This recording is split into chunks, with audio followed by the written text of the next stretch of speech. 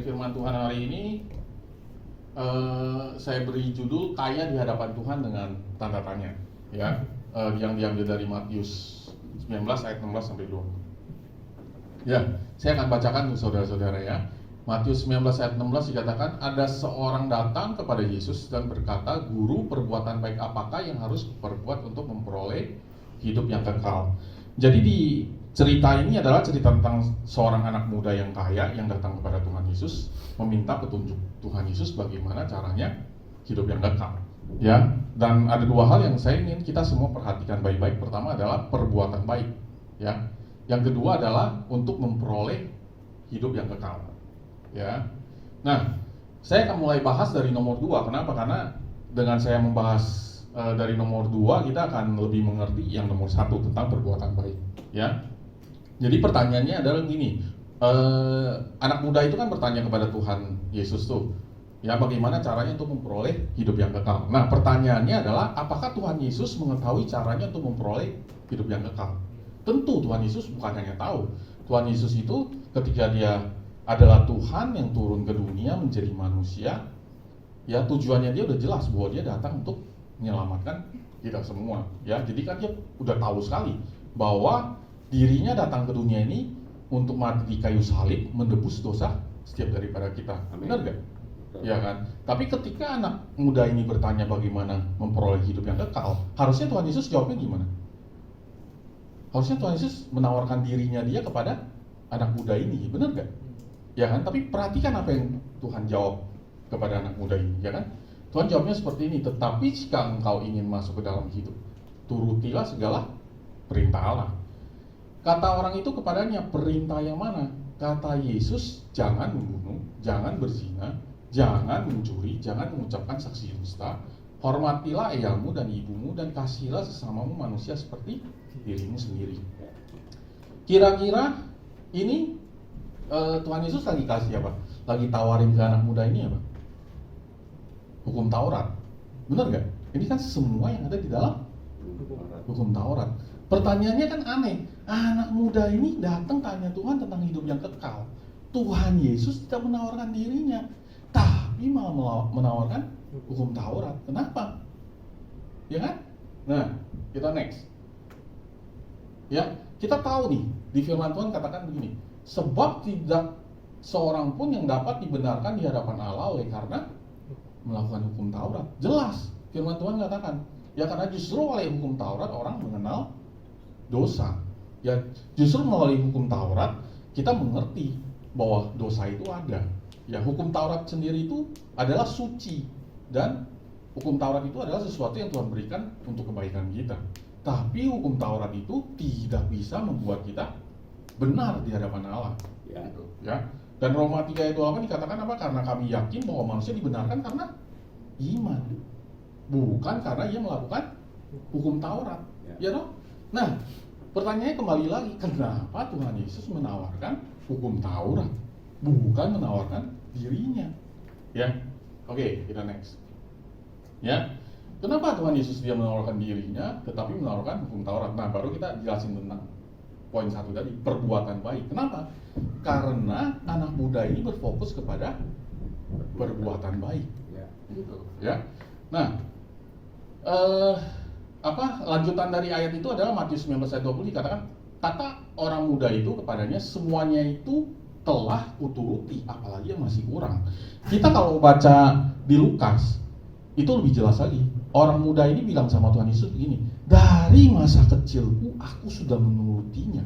Dari masa kecilku aku sudah melakukan hukum Taurat ini. Ya toh, soalnya di sini tuh anak muda ini mau bilang sama Tuhan Yesus, hukum Taurat saya udah penuhin semua. Ya kan? Nah, tapi apa yang terjadi? Kata Tuhan Yesus kepadanya, jikalau engkau hendak sempurna, pergilah, jualah segala milikmu, dan berikanlah itu kepada orang-orang miskin, maka engkau akan beroleh harta di sorga, kemudian datanglah kemari dan ikutlah aku. Di sini kita bisa lihat baru Tuhan Yesus menawarkan dirinya kepada anak muda ini. Ya, tapi dia suruh anak muda ini apa? Jual segala hartanya, berikanlah kepada orang miskin. Ya kan? Apakah Tuhan Yesus lagi bilang sama anak muda ini, pokoknya kamu yang penting miskin lah, kalau miskin baru bisa ikut aku. Apakah itu tujuan Tuhan Yesus gitu? Ya, nah kita baca lagi. Ketika orang muda itu mendengar perkata itu, pergilah ia dengan sedih sebab banyak hartanya. Ya, nah untuk mengerti ini kita harus tahu apa yang dikatakan Tuhan Yesus tentang satu firman ini. Tuhan Yesus bilang ini, tak seorang pun dapat mengabdi kepada dua tuan, ya kan? Karena jika demikian ia akan membenci yang seseorang dan mengasihi yang lain, atau ia akan setia kepada yang seorang dan tidak mengindahkan yang lain. Kamu tidak dapat mengabdi kepada Allah dan kepada Mamon. Ya kita tahu Mamon itu apa? Mamon itu adalah uang, Mamon itu adalah kekayaan. Jadi jelas ya sebenarnya Tuhan Yesus sedang ngapain sih? Kenapa sih dia menawarkan hukum Taurat bukan dirinya? Ya, karena Tuhan Yesus ingin menunjukkan kepada anak muda ini bahwa perbuatan baik itu nggak bisa menyelamatkan dia. Ya dong. Yesus sedang menguji anak muda itu dengan hukum pertama dari 10 perintah Allah. Ya, hukum pertama dari 10 perintah Allah itu apa? Hah? Janganlah ada padamu Allah lain di hadapanku. Ya dong. Ketika anak muda ini, ya kan, pergi dengan sedih, berarti tuannya dia siapa? Mamon. Ya dong. Dia memilih Mamon dibanding memilih Tuhan. Ya, jadi sekarang ini ketika anak muda ini berkata bahwa semuanya itu telah kuturuti, Tuhan Yesus kasih tahu ini hukum yang nomor 1 aja kamu nggak sanggup penuhi, gitu. Ya, jadi dari sini kita jelas sekali bahwa Tuhan Yesus di sini sedang menguji anak muda ini, memberitahukan kepada dia bahwa perbuatanmu itu tidak bisa dibawa ke dalam keselamatan. Ya, nah. Sekarang kan banyak sekali di dunia, di luar sana mereka percaya bahwa perbuatan baik itu bisa membawa kita kepada keselamatan. Tapi kita yang percaya kepada Yesus, kebenaran itu datangnya dari iman dan bukan perbuatan. Ya, jadi apakah perbuatan kita bisa menyelamatkan kita untuk hidup yang kekal? Nah, pertanyaannya adalah kenapa perbuatan kita nggak bisa membawa kita kepada hidup yang kekal? Ya, di dalam Yesaya 64 ayat 6a dikatakan begini. Demikianlah kami sekalian seperti seorang najis, dan segala kesalehan kami seperti kain kotor. Apa itu kesalehan? Kesalehan ini kalau di terjemahannya KJV itu, di terjemahannya bahasa Inggris itu adalah righteousness. Righteousness itu adalah kebenaran. Jadi di dalam Yesaya ini mau berkata bahwa di hadapan Tuhan kesalehan kita loh, kebenaran kita loh, itu dilihat Tuhan seperti kayak kain kotor. Kenapa? Karena standarisasi Tuhan itu tinggi sekali, jauh lebih tinggi daripada standarnya kita manusia. Ya makanya ketika Tuhan Yesus datang ke dunia ini, ketika dia berkhotbah di bukit, dia katakan begini, 10 perintah Allah mengatakan jangan membunuh. Ya, tapi Tuhan bilang, aku katakan kepadamu jikalau engkau marah terhadap saudaramu dan kau berkata kafir terhadap saudaramu, maka kamu harus dihukum. Ya, dan Tuhan Yesus juga bilang, firman ada katakan jangan berzina. Ya, tetapi aku katakan kepadamu jikalau seorang pria ya tahu melihat wanita dan menginginkannya, maka dia sudah berzina. Jadi Tuhan itu bukan lihat hanya di dalam perbuatan kita, tapi Tuhan itu lihat sampai ke dalam pikiran kita, bahkan sampai ke dalam hati kita. Jadi standarisasi Tuhan itu tinggi sekali. Nah mungkin perbuatan kita itu bisa bawa kita masuk ke dalam kerajaan Allah. Nggak mungkin gitu, karena ketika datang ke Tuhan otomatis karena nggak sesuai dengan standar Tuhan, Tuhan tolak kalau kita membawa perbuatan kita kepada Tuhan. Makanya kenapa itu kita perlu Tuhan Yesus menebus dosa kita supaya kita bisa masuk ke dalam kerajaan sorga. Ya. Amin. Nah, Matius 19:17a. Tadi kan saya potong dikit yang di 17a-nya. Jadi di sini dikatakan apa? Jawab Yesus, apakah sebabnya engkau bertanya kepadaku tentang apa yang baik? Hanya satu yang baik. Ya. Jadi sebelumnya kan ayatnya kan dimulai dari ayat 16 tuh, yang tadi pertama. Nah, ini dia. Ayat 16 ya toh. Nah, lanjutannya kan ayat 17. Nah, di sini tadi saya potong nih 17b. Ya, jadi di sini ada dikatakan bahwa 17a itu Jawab Yesus padanya, sebab engkau berkata kepadaku tentang apa yang baik, hanya satu yang baik. Nah di sini kenapa Tuhan Yesus ketika anak muda itu kan bertanya, perbuatan baik apa yang bisa aku lakukan untuk masuk ke dalam hidup yang kekal? Lalu Tuhan Yesus bilang sama dia, yang baik itu hanya satu, karena yang baik itu hanya Tuhan doang, karena dia yang punya standar yang paling benar, gitu. Ya, itu maksudnya. Oke, kita lanjut ya. Yesus berkata kepada murid-muridnya, aku berkata kepadamu, sesungguhnya sukar sekali bagi seorang kaya untuk masuk ke dalam kerajaan sorga. Sekali lagi aku berkata kepadamu, lebih mudah seekor unta masuk melalui lubang jarum daripada seorang kaya masuk ke dalam kerajaan Allah. Ketika murid-murid mendengar itu, sangat gempara mereka dan berkata, jika demikian siapakah yang dapat diselamatkan? Yesus memandang mereka dan berkata, bagi manusia hal itu tidak mungkin, tetapi bagi Allah segala sesuatu mungkin. Ya, jadi saya mau fokus kepada kata seorang kaya ini nih. Ya, soalnya kan Tuhan Yesus kan bilang gini, kalau orang kaya mustahil tuh masuk kerajaan sorga, ya kan? Lebih gampang seekor unta masuk lubang jarum daripada seorang kaya masuk kerajaan Allah. Nah, pertanyaannya adalah, ini Tuhan Yesus lagi ngomong tentang seorang kaya yang benar-benar kaya, punya materi, punya uang, itu susah masuk dalam kerajaan Allah, atau seorang yang kaya di sini artinya Tuhan Yesus lagi ngomong soal perumpamaan, gitu, ya. Nah, untuk mengerti ini kita lihat perbandingan seorang kaya yang lain, namanya Zakheus. Ya, jadi sekarang ini cerita-cerita ini kan dia adanya di kitab Injil. Ya, kitab Injil itu karena kesaksian seringkali cerita itu diulang-ulang. Ya, jadi cerita tentang anak muda ini ada di Matius, Markus, dan Lukas. Nah, di Lukas itu terdapat di Lukas 18. Ya, kalau Zakheus itu ada di Lukas 19.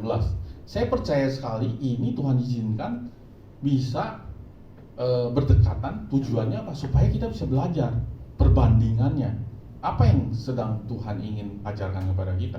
Ya, makanya kita lihat kepada Zakheus. Ya, saya bacain ya. Lukas 19 ayat 1. Yesus masuk ke kota Yeriko dan berjalan terus melintasi kota itu. Di situ ada seorang bernama Zakheus, kepala pemungut cukai, dan ia seorang yang kaya. Jadi Zakheus ini juga seorang yang kaya. Kenapa? Karena dia kan kepala pemungut cukai loh.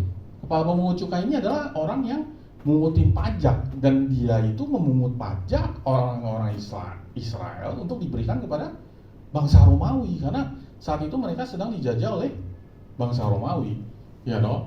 Jadi dia sangat kaya.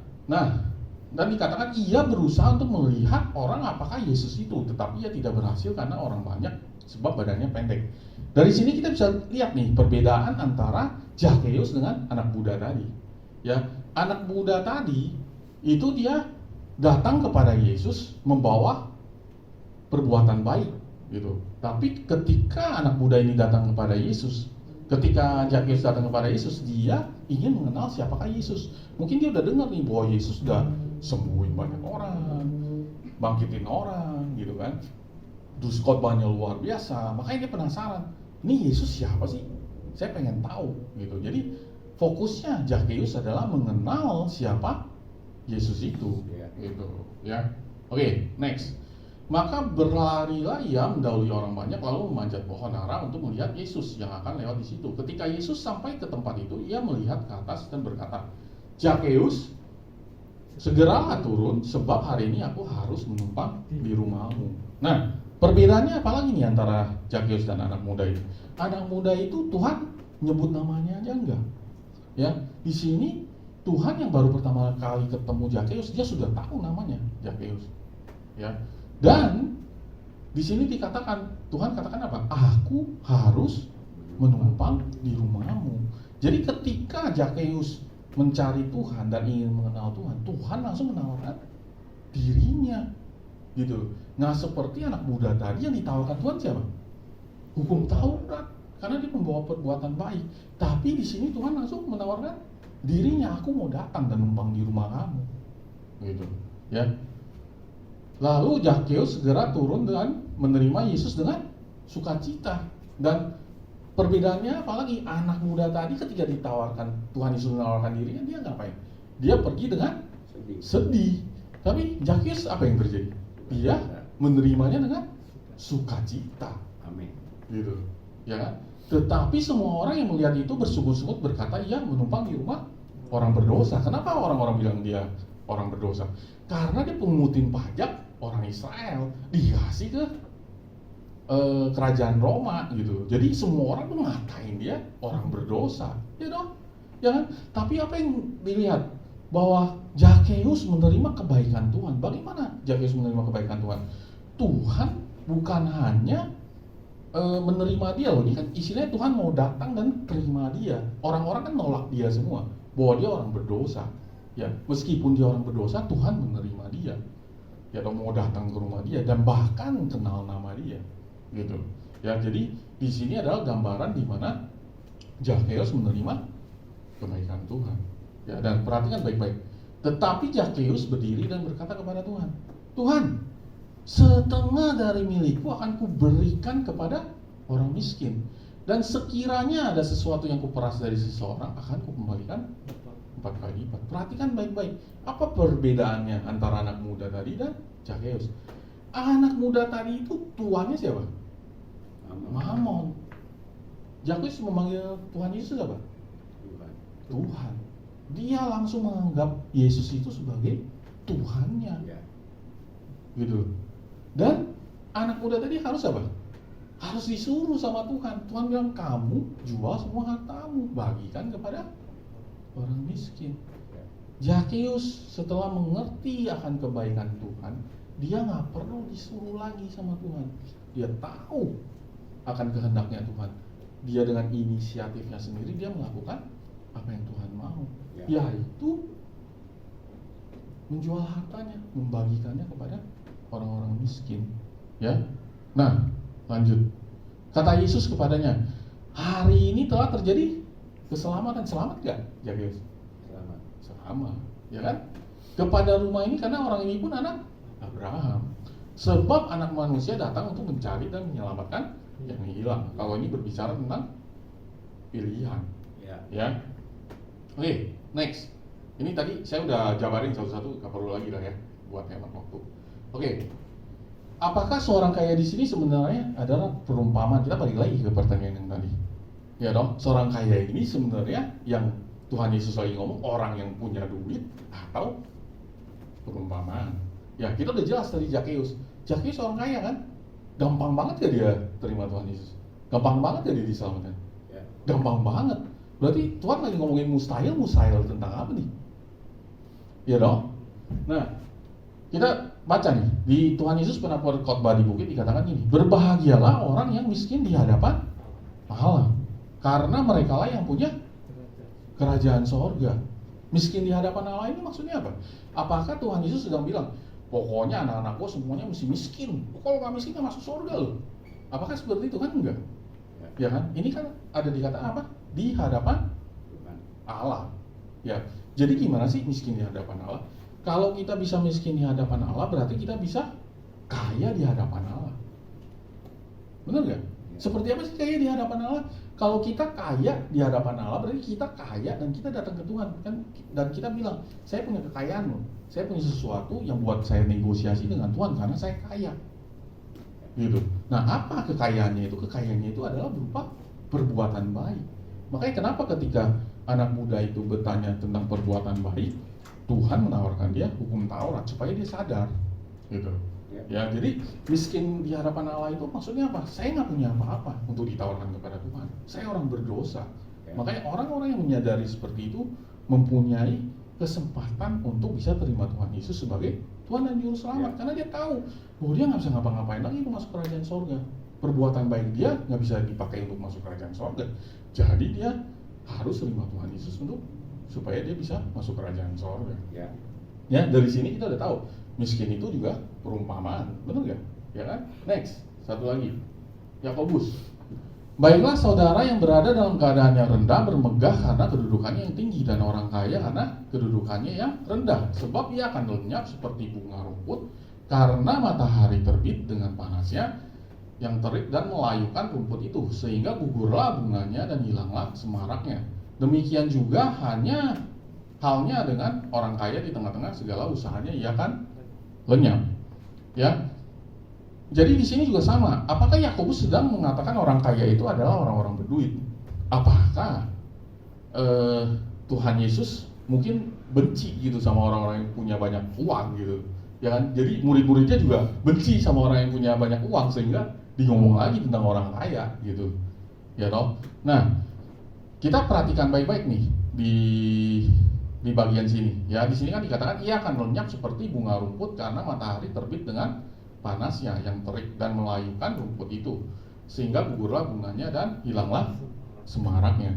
Nah, kalau dari sini kita baca baik-baik, ini ada sesuatu yang dikatakan oleh Tuhan Yesus mirip dengan ini. Gitu. Apa itu? Kita lihat di Matius 13 ayat 5 sampai 6. Ini cerita tentang di mana Tuhan Yesus memberikan perumpamaan tentang apa? Benih yang ditabur di berbagai-bagai tempat, ya kan? Jadi sebagian jatuh di tanah yang berbatu-batu, yang tidak banyak tanahnya. Lalu benih itu pun segera tumbuh karena tanahnya tipis, tetapi sesudah matahari terbit, layu laya dan menjadi kering karena tidak berakar. Mirip nggak nih? Karena matahari terbit dengan panas yang terik dan melayukan rumput itu, sehingga gugurlah bunganya dan hilanglah semaraknya. Ya kan? Jadi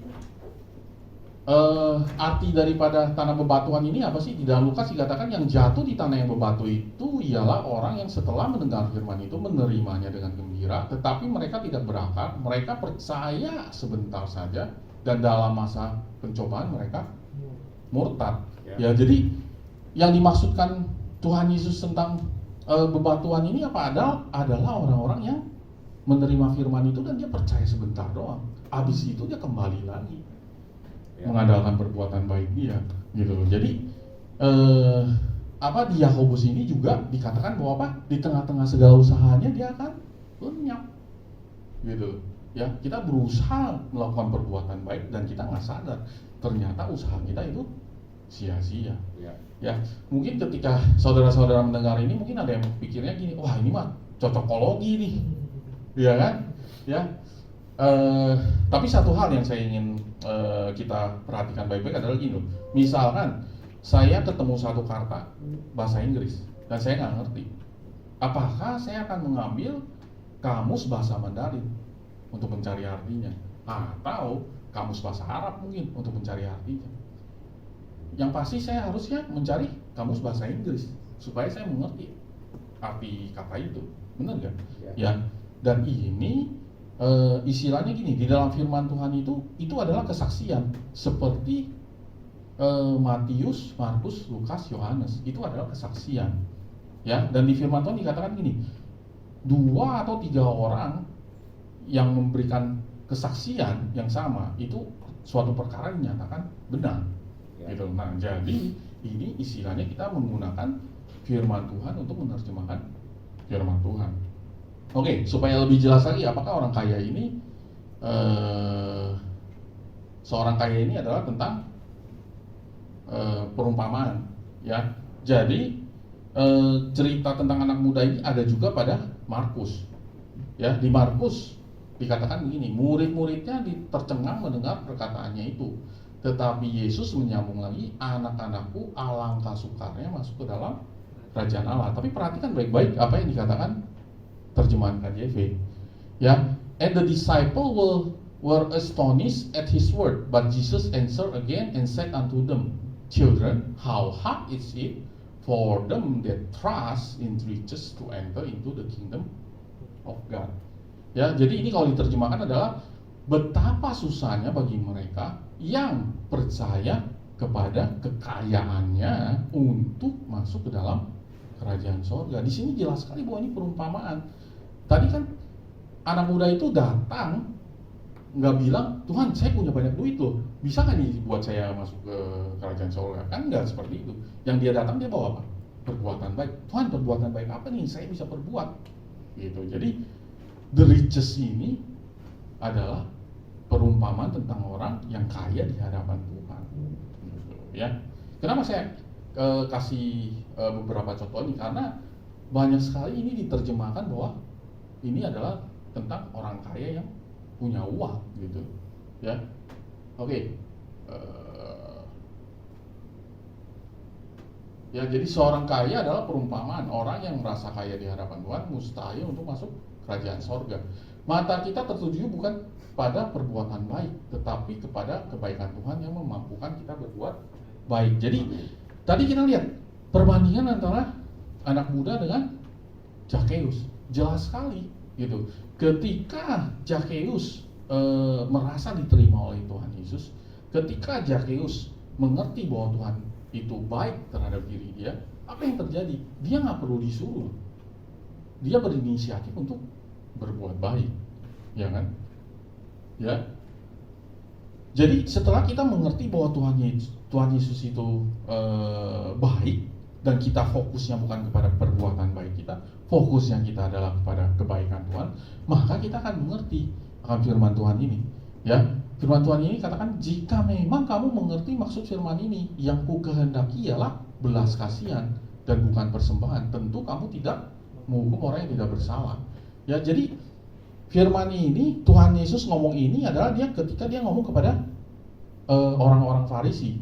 Ya, di mana orang-orang Farisi itu menegur Tuhan Yesus terus di dalam ketika dia hari Sabat menyembuhkan orang, dan ketika hari Sabat murid-muridnya ada yang memetik bulir-bulir gandum untuk dimakan.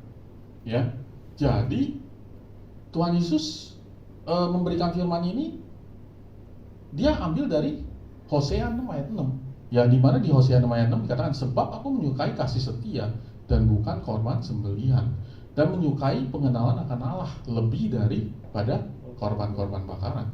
Jadi yang Tuhan mau itu adalah pengenalan akan Allah. Sebenarnya apa sih yang Tuhan Yesus sedang katakan kepada orang Farisi?